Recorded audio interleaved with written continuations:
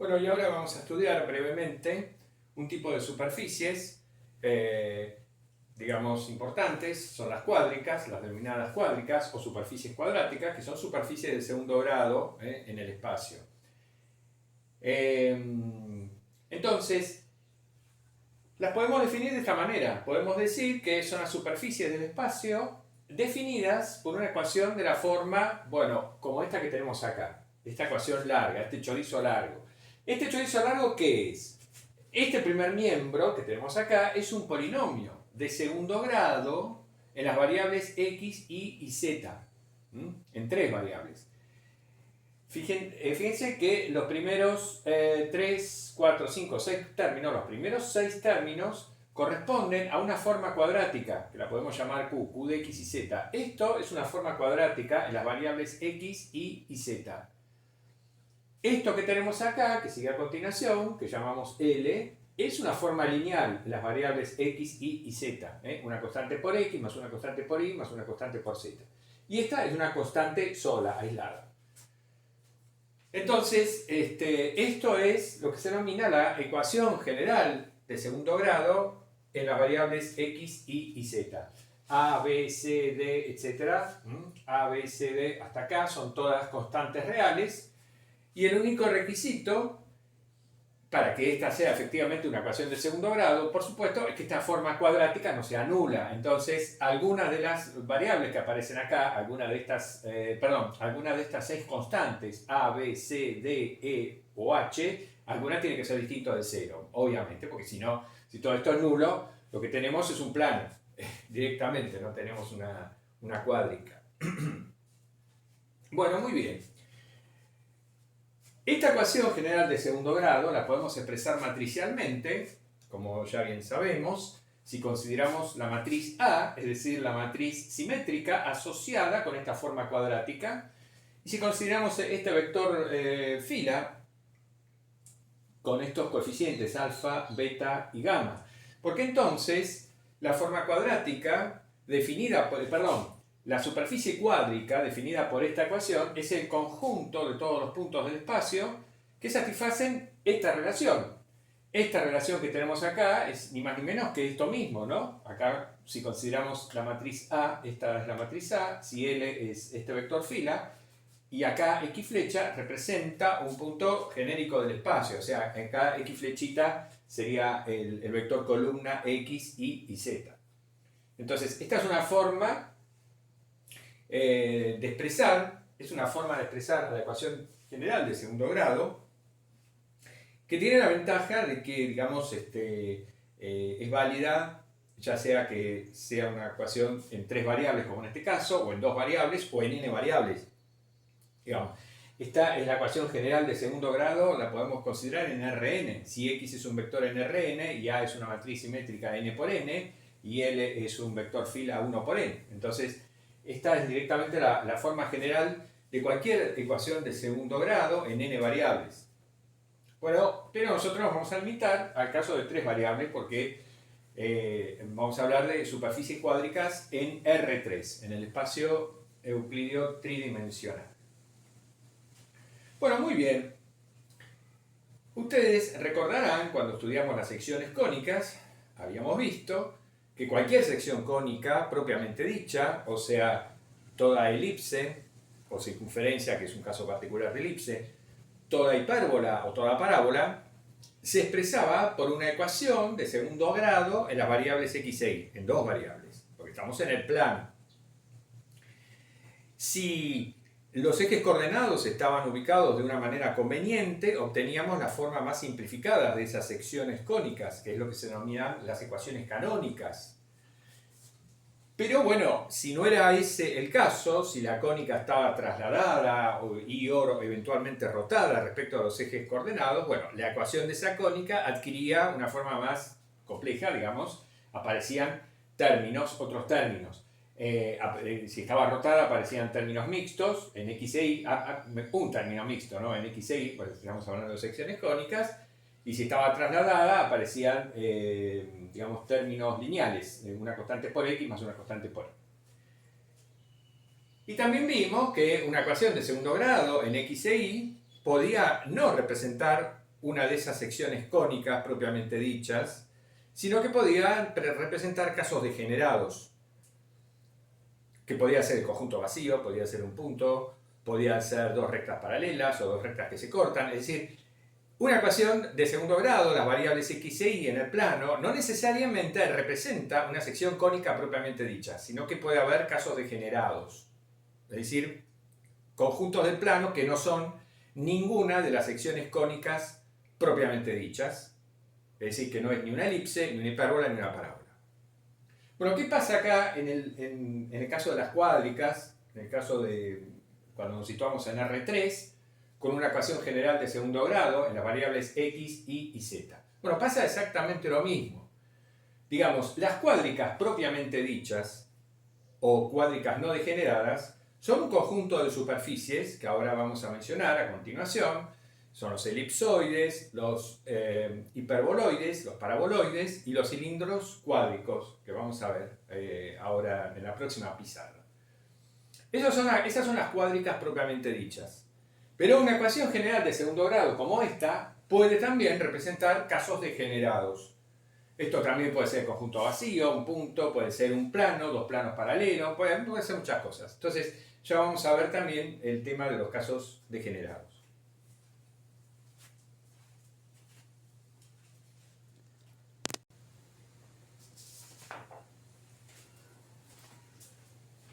Bueno, las cuádricas propias o no degeneradas son estas 6 que presentamos acá, más los cilindros cuádricos, que son 3, que vamos a ver en la próxima pizarra.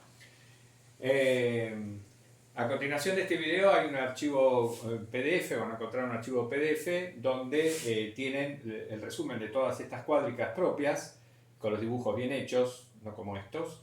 Además acá faltan algunos, con las ecuaciones canónicas correspondientes, tanto de estas 6 cuádricas como de los cilindros cuádricos. Entonces, en primer lugar, lo que tenemos es la ecuación canónica del elipsoide. Canónica porque es la ecuación que adopta el elipsoide cuando está situado de una manera específica. El sistema de ejes cartesianos ortogonales, o sea, el centro del elipsoide coincide con el origen y los semiejes, los ejes del elipsoide con los ejes coordenados. Entonces, observemos esta ecuación. Acá, por supuesto, A, B y C son constantes reales no nulas. Se están dividiendo, son no nulas, se sobreentiende que son no nulas.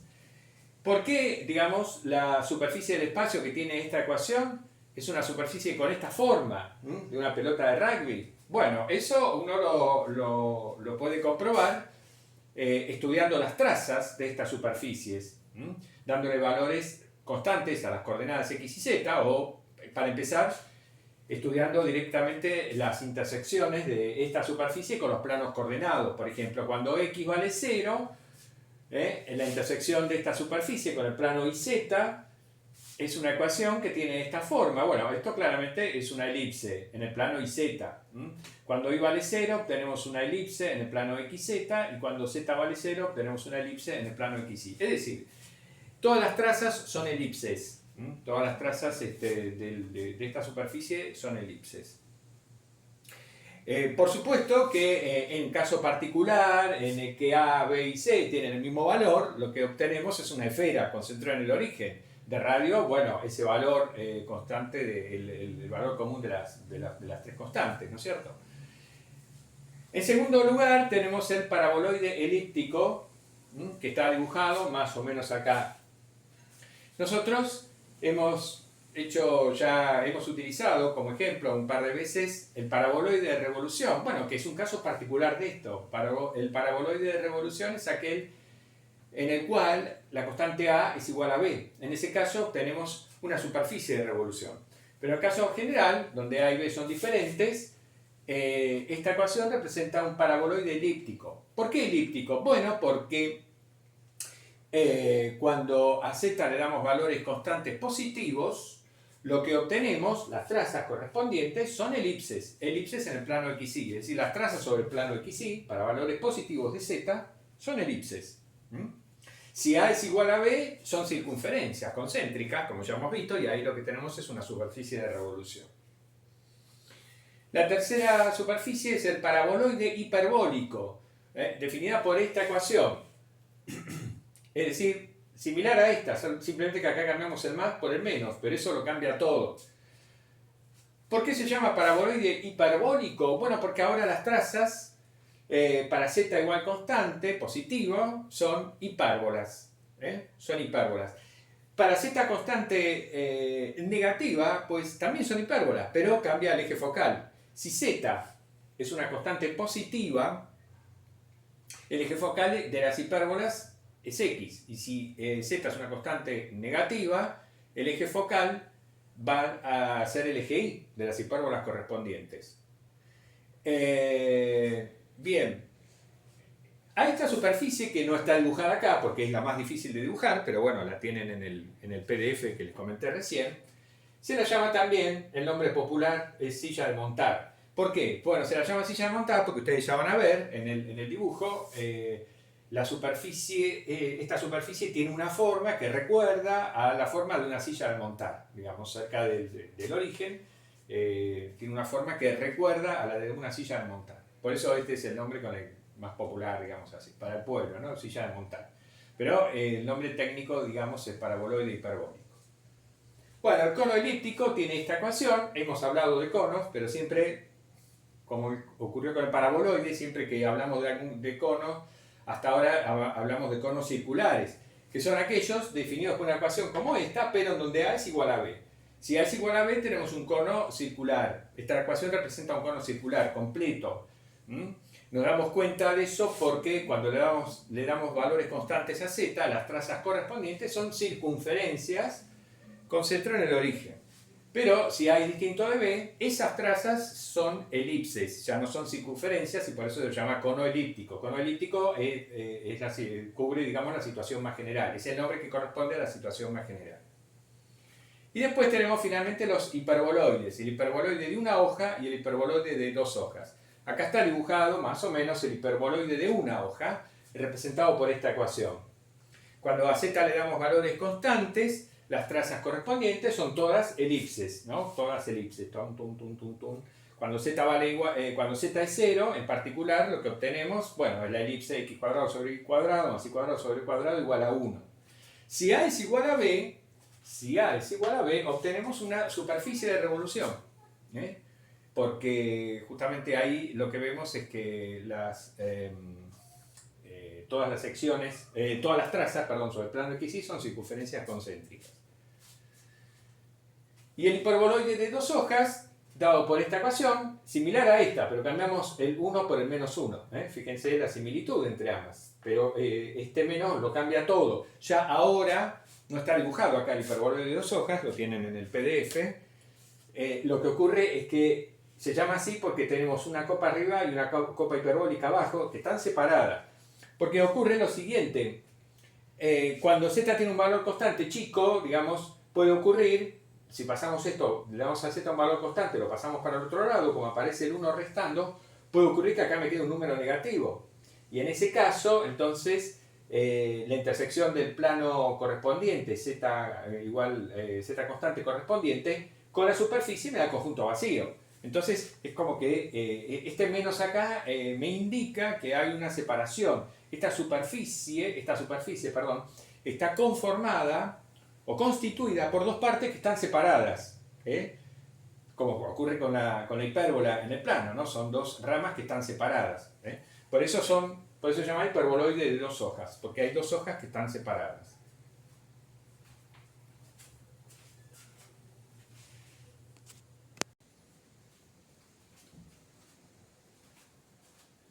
Bueno, y las últimas tres cuádricas propias son los cilindros cuádricos, que son estos tres: cilindro elíptico, cilindro hiperbólico y cilindro parabólico. Estas ecuaciones, por supuesto, son totalmente familiares para nosotros. Esto es la ecuación de una elipse en el plano. Pero si a esta ecuación la vemos en el espacio tridimensional, lo que obtenemos es una superficie cilíndrica paralela al eje z. Porque en esta ecuación no aparece explícitamente, no aparece la variable z.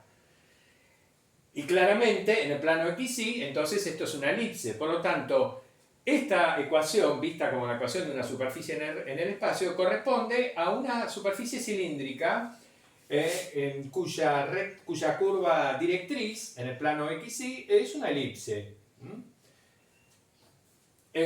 Si A es igual a B, lo que obtenemos es un cilindro circular, ¿no?, de eje Z, con eje de simetría Z y de radio A, ¿no?, si A es igual a B. Bueno, con el cilindro hiperbólico lo mismo. Es una superficie cilíndrica cuya curva directriz es esta hipérbola en el plano XY. Bueno, acá está dibujado, digamos, lo que sería un cilindro hiperbólico, más o menos, ¿no? Acá están las dos ramas, etc. Y un cilindro parabólico, bueno, en el plano XY lo que tenemos es esta parábola, esa es la recta directriz y esta es la superficie cilíndrica correspondiente. Bien, entonces estas 9 cuádricas, las 6 de la pizarra anterior y estas 3, son lo que se denominan las superficies cuádricas propias o no degeneradas. Si una ecuación de segundo grado en las variables x, y y z me conduce o me representa un conjunto de puntos en R3 que no es ninguna de estas 9 superficies cuádricas, entonces se dice que esa ecuación representa un caso degenerado. Vamos a ver ahora algunos ejemplos al respecto.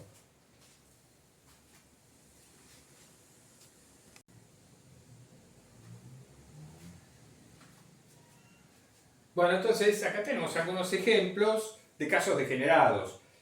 Hay muchos, ¿no? Hay muchos degenerados, o sea, pero veamos algunos. Por ejemplo, x cuadrado más y cuadrado más z cuadrado más 1 igual a 0. Es una ecuación general de segundo grado, pero obviamente no tiene soluciones reales, es decir, no existe ningún punto en el espacio cuyas coordenadas cartesianas satisfagan esta relación. Entonces, esto me define el conjunto vacío. Si acá en lugar de tener más hubiéramos tenido un menos, por supuesto, tenemos la esfera con centro de origen y radio 1, que se hace una cuádrica no degenerada, ciertamente. Si en lugar de tener 1 acá tenemos 0, es decir, no tenemos esto, si tenemos x cuadrado más y cuadrado más z cuadrado igual a 0, eso define el origen. Eso equivale a decir que x es 0, que y es 0 y que z es 0. Por lo tanto, la cuádrica en ese caso se reduciría a un único punto, que es el origen. Bueno, también por supuesto es un caso degenerado. En este segundo ejemplo tenemos la ecuación de segundo grado. Está la parte cuadrática, la parte lineal y la constante.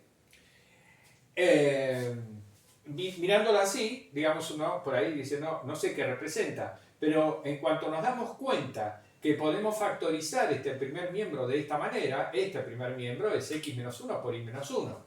Entonces, esta ecuación la puedo ver como x menos 1 por y menos 1 igual a 0. Y eso equivale a decir que x es igual a 1 o bien y es igual a 1. Por lo tanto, esta ecuación de segundo grado representa la unión de dos superficies, x igual a 1 y la superficie y igual a 1. Y esos son dos planos perpendiculares. Entonces, esta única ecuación me está representando dos planos perpendiculares, el plano x igual a 1 y el plano y igual a 1. Es un caso degenerado, dos planos perpendiculares. Acá lo que tenemos es un solo plano. Esta ecuación, acá no aparece ni la variable y ni la variable z, pero es una ecuación de segundo grado, la vemos en el espacio, me representa una cuádrica, pero una cuádrica degenerada, porque obviamente este primer miembro es x menos 1 al cuadrado. Si eso lo igualamos a 0, equivale a decir que x es igual a 1. Por lo tanto, acá, esta ecuación de segundo grado representa un solo plano, el plano x igual a 1. Acá tenemos dos planos paralelos, y cuadrado menos 1 igual a 0, quiere decir que y cuadrado es 1, por lo tanto y es 1 o y es menos 1. Tengo la unión de dos planos paralelos, el plano y igual a 1 y el plano y igual a menos 1. Y este es un caso interesante, fíjense, acá tenemos solamente la parte cuadrática, es una ecuación de segundo grado, pero por parte cuadrática, de parte cuadrática únicamente. Cuando uno ve esta ecuación, por ahí difícilmente se imagina que sea un caso degenerado, y lo es. Y es un caso degenerado interesante. Al verla así, no nos dice nada, pero en cuanto advertimos que con este término, con este y con este, tenemos un cuadrado, x cuadrado más 2x por z más z cuadrado. ¿Eso qué es? Es x más z elevado al cuadrado. Entonces, este primer miembro es x más z elevado al cuadrado más 2i al cuadrado. Esto igual a 0, equivale a decir que esto es 0 y esto es 0. La suma de los cuadrados me da igual a 0, quiere decir que ambos cuadrados son 0. Entonces, quiere decir que un punto del espacio satisface esta relación si solo si z es igual a menos x y y es igual a 0. Es decir, x más z tiene que ser 0 y también y tiene que ser 0. Entonces, z igual a menos x es un plano en el espacio, pero en conjunción con y igual a 0, lo que nos queda es una recta. Es la recta z igual a menos x contenida en el plano y igual a 0, es decir, en el plano xz. Es una recta, una única recta en el espacio, definida por una ecuación de segundo grado.